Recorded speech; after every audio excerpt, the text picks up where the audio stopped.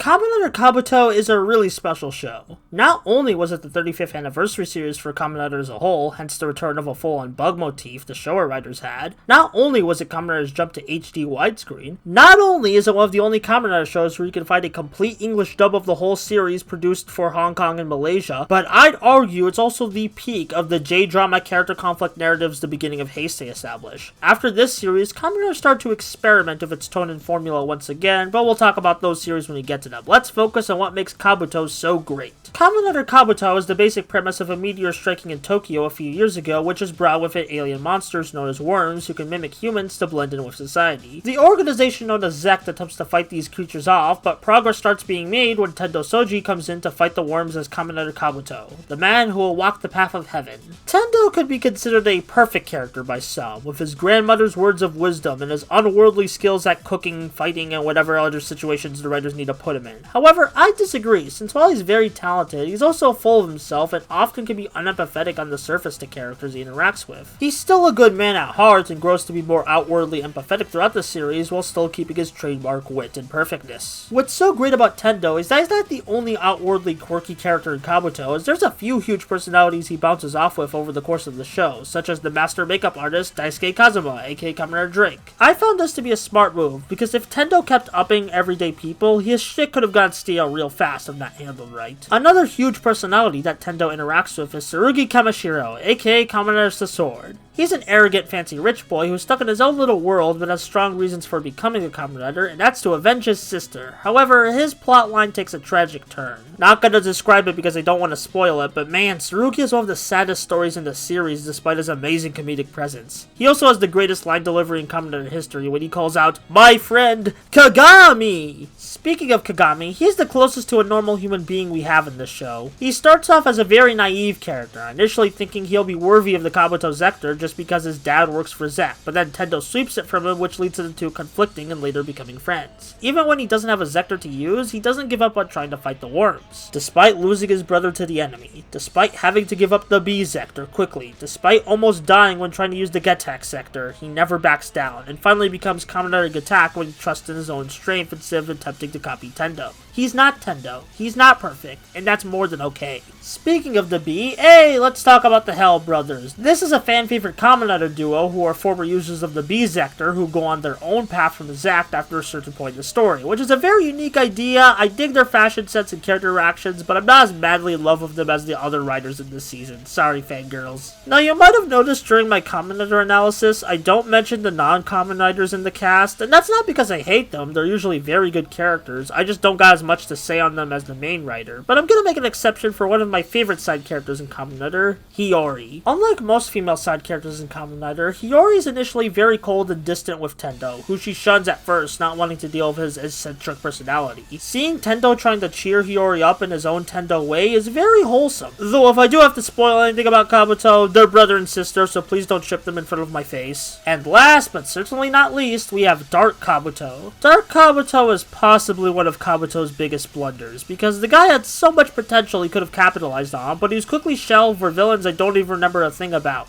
Dark Kabuto is also one of my favorite evil Kamen Riders of all time. Without getting into heavy spoilers, the lore around him, while introduced at the last minute, is so cool, and he connects to Tendo's backstory beautifully. Yeah, he could have been used more, but when he was used, it was some hype stuff, which kind of describes my feelings on Kabuto in general. Yeah, the villains' personalities are weak, and it could have done a few things better, especially with how the overarching story is told, but the good stuff it has is peak Kamen Rider. From the super fun disaster cast of quirky characters, the simultaneously interesting and silly one-off plots between big story events, and the very impressive action. Like seriously, the stuff they do with the clock up ability is so fun. All of this and more makes Kamen Rider Kabuto, to me, truly worthy of the path to heaven.